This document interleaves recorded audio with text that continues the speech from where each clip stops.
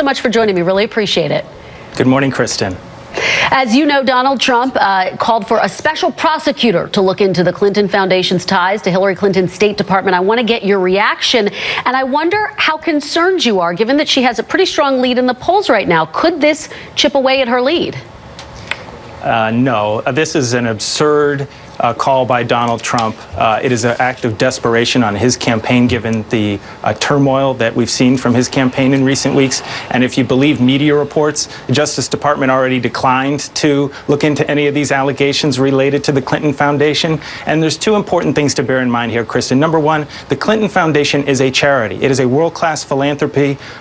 Based on its work, you have 11.5 million people in the developing world that have gained access to HIV/AIDS drugs. The cost of malaria drugs has gone down 80 to 90%, and the Clintons do not personally draw a salary or profit from the work of the foundation. By contrast, Donald Trump, you have a web of business connections that were exposed in the New York Times this weekend. He owes debt to countries like China to the tune of hundreds of millions of dollars. He has said as president he's going to stand up to China. How can he do that when his own personal businesses owe money to them?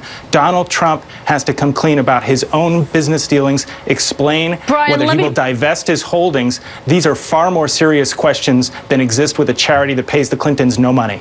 Well, let me just follow up a little bit with you, because yesterday, of course, we learned that Bill Clinton sent that note to his supporters saying, look, if Secretary Clinton does in fact win the presidency, he's going to step down from the board. Yesterday, we also got new emails which showed some coziness between the foundation and the State Department. So it continues to give Donald Trump fodder any way you look at it. Why not take that extra step of saying we're actually going to close the foundation altogether if she's elected, as some of her supporters have even called for her to do, including former Pennsylvania Governor Ed Rendell?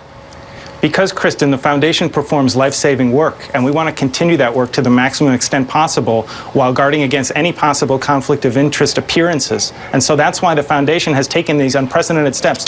They already went extremely far when Hillary Clinton took office as Secretary of State, agreeing to annual disclosures of their donors, agreeing to huge curtailments of the resources that were funding that important work of making AIDS and HIV drugs more accessible across the developing world. So that was no small step when they took it when she was Secretary of State. Now they're saying they're going to go even further and constrain this work, which is in ever-increasing demand from far corners of the globe. And by contrast, you've not seen Donald Trump say a single thing about how he's going to guard against the real, actual conflicts of interest that are raised by his business dealings. He needs to say, is he going to divest his holdings? He's got hundreds of millions of dollars that he owes to the likes of Goldman Sachs, to the state-run Bank of China, both of whom he has said he's going to stand up to as president. He needs to explain to the American public how he's going to ensure that his decisions as president are not simply based on his own personal bottom line. Brian, the foundation has answered those questions, and Donald Trump has not. Understood. But when it comes to the foundation, it continues to feed into this narrative, I guess, and this struggle that Secretary Clinton has in terms of earning voters' trust. It's one of her biggest liabilities. So why not just put that to rest? I hear what you're saying.